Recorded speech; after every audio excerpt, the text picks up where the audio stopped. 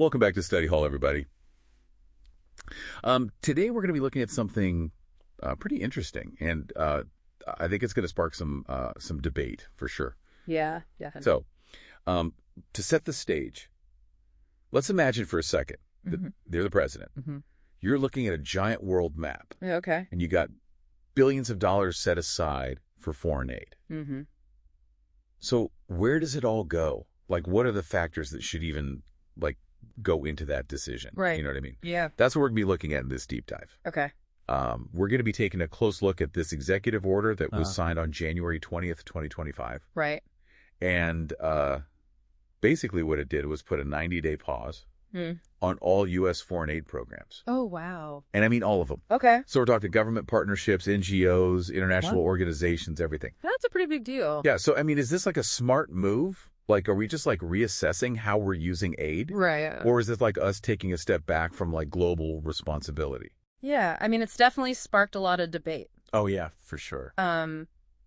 Is this the right way to handle things? Right. Is it a step back? There are a lot of different opinions out there. Yeah. And the order, like, it doesn't like beat around the bush or anything. It basically says that like the current system isn't working the way it's supposed to. Yeah.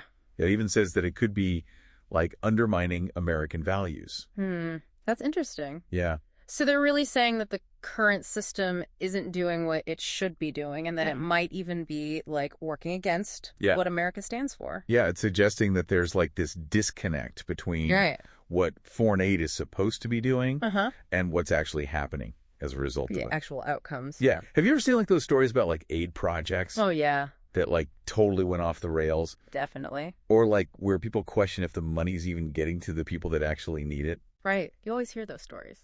It seems like this order is like a direct response to that kind of skepticism. Yeah, I think that's a big part of why this review is happening. They want to figure out what's really going on. Right. So this 90-day pause, it's pretty significant. The order lays out these like key objectives that they want to accomplish. Okay. And the first one is making sure that every dollar that we spend on foreign aid is actually helping us reach our foreign policy goals. So basically making sure that the aid aligns with what America wants to achieve in the world. Exactly. But what does that even look like? Like, how do you actually do that? Well, one example that they mention in the policy analysis is promoting democracy and economic development in regions that are strategically important to the U.S. I see. And another big focus is combating terrorism. Right. So that would mean prioritizing aid to countries that work with the U.S. on security issues. So it's all about like choosing partners that share similar goals. Yeah, basically. But what about the places that are like experiencing like really terrible humanitarian crises? Yeah. Like, what if they don't necessarily perfectly align with our strategic interests?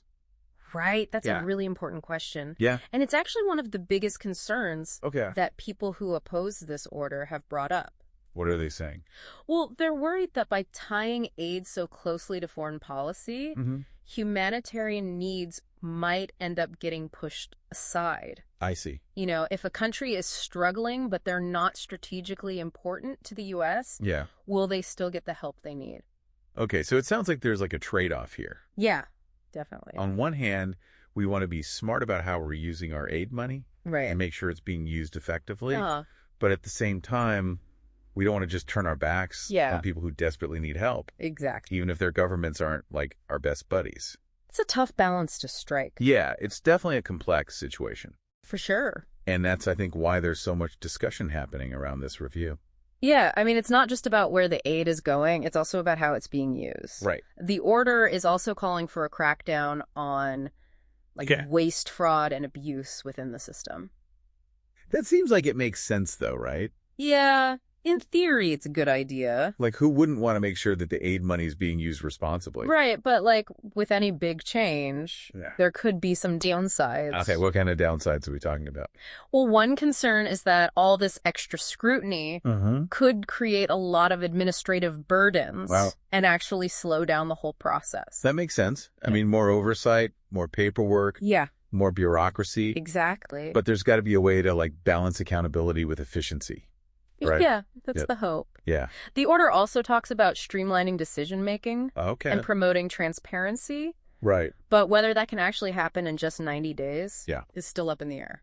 Okay, and what about, like, I mean, couldn't this be seen as, like, America retreating from global leadership? Absolutely. Like, couldn't this damage our relationships with allies that rely on our aid? Yeah, the policy analysis acknowledges that risk. Okay. Some partners might see this pause as the U.S. kind of stepping back from the world stage. Right. And that could definitely strain relationships and create uncertainty for organizations that depend on that funding. So it sounds like even if the intentions are good, right, there's still a chance that this could backfire? Definitely. Yeah, this executive order sounds like walking a tightrope. It really is. There's like potential benefits, but also potential risks. Yeah, it's a very complex situation. And it doesn't seem like there's any easy answers. Not at all. Yeah, this is tough. It raises a big question, though. What's that? What exactly is the role of the United States in all of this? You mean in providing foreign aid? Exactly. That's a good question. Like, what do we as Americans believe America's role in the world should be? Yeah, and, it's not surprising that there are, like, a ton of different opinions on this executive order. Definitely. Like, this order just, like, threw a grenade into the whole foreign policy arena. Right. Some people are, like, cheering it on, calling it, like, a long overdue change. Right. Like, it's about time we got serious about where our aid money's going. Yeah. And made sure that it's actually, like, helping America's interests. Right. They want to see results. They want to make sure that the aid is actually, achieving something. Yeah. They see this as a chance to cut out all the waste, make sure that the people getting the aid are actually accountable. Right.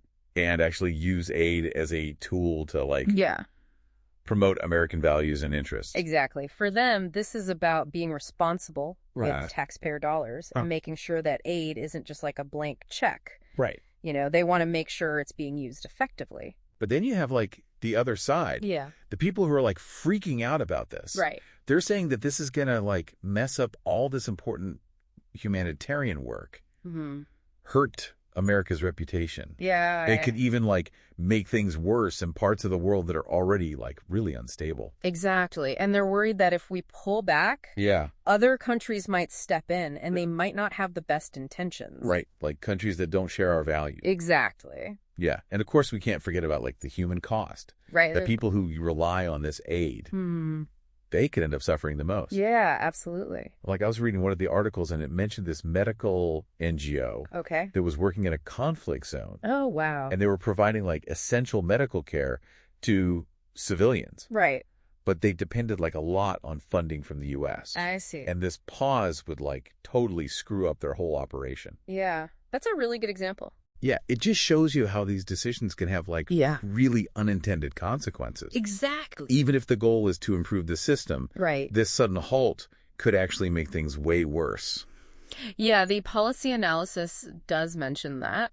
Okay. But they argue that the potential benefits in the long run outweigh the short-term disruptions. Yeah, it's tough, though, right? It is. It's like, how do we make sure that aid is being used effectively, but also make sure that people who need it aren't being left behind? Yeah, that's the million-dollar question. Yeah. It's a classic dilemma in foreign policy. For sure. There are always going to be trade-offs. Right. One of the arguments in favor of the order is that if we're more strategic with our aid and focus on places where our interests align, it could actually be more effective in the long run. So the idea is that by being more focused, we can make our aid dollars go further. Exactly. Okay, I see the logic there. Instead of spreading our resources too thin, we could concentrate on a few key partnerships where we have shared goals and a better chance of success. Okay, so there are arguments to be made on both sides. Definitely. But let's, like, step out of the theoretical for a second. Okay. And imagine, like, real-world scenarios. Yeah. Like, let's say you're the director of an NGO that's been relying on U.S. funding for years. What's going through your head when you hear about this executive order? Honestly? Yeah. Probably panic. Yeah. Like, can I even keep my organization running? Yeah. Do I have to lay off staff? Right.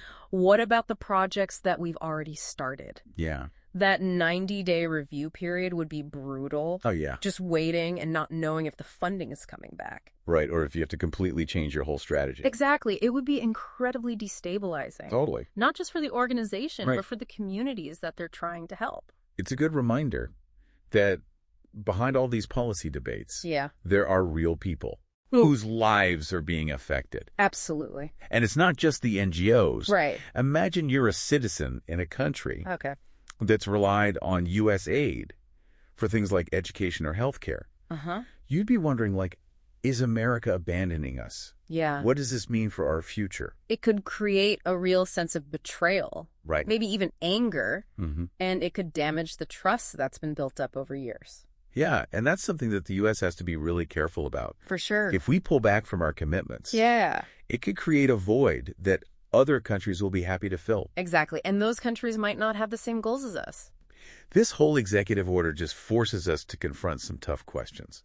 It does. It makes us ask, like, what is America's role in the world? Yeah, what do we stand for? What are our values? Yeah. It challenges our whole idea of what foreign aid is supposed to be. Exactly. Is it about charity? Is it a tool of foreign policy? Right. Is it about helping others? Yeah. Or is it about promoting our own interests? And there aren't any easy answers to these questions? Yep. This order just shows us how complicated things really are. It's a messy world out there. Yeah, for sure. And figuring out how to navigate that complexity requires us to consider everyone's perspective. Whose perspective are we talking about? I mean, everyone from the policymakers in Washington to the aid workers on the ground to the people who are actually receiving the aid. We need to hear from everyone involved. Exactly. I feel like we've just, like, scratched the surface here. You know what I mean? Yeah, there's so much to unpack. There's, like, so many layers to this whole thing. Right. And I bet our listeners are probably thinking about the same stuff we are. Yeah, I'm sure they've got a lot of questions. One thing that really stood out to me in the policy analysis was how much they emphasized transparency and accountability. Yeah, that's definitely a key theme. It's hard to disagree with the idea that we should know where our money's going and what it's actually doing. Exactly. We should be able to track the impact of our aid. Yeah, and I think that call for more transparency is, like, way overdue. Oh, totally. Like, if we're going to be spending money on foreign aid, we should be able to see if it's actually working. Right, and we need to make sure it's getting to the people who need it most. But isn't there a risk that this whole push for efficiency could end up making aid more transactional? What do you mean? Like, what if it becomes less about helping people? Okay, yeah. And more about what America gets out of it?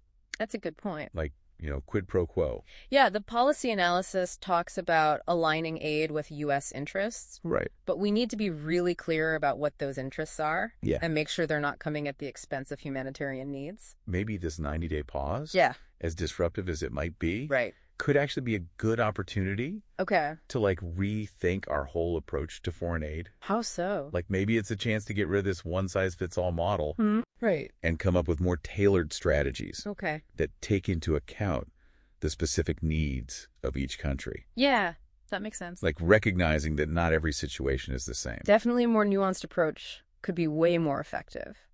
Yeah, it's about moving beyond just, like, throwing money at problems and actually working with countries to help them develop in a sustainable way. Exactly. It's about partnership, not just handouts.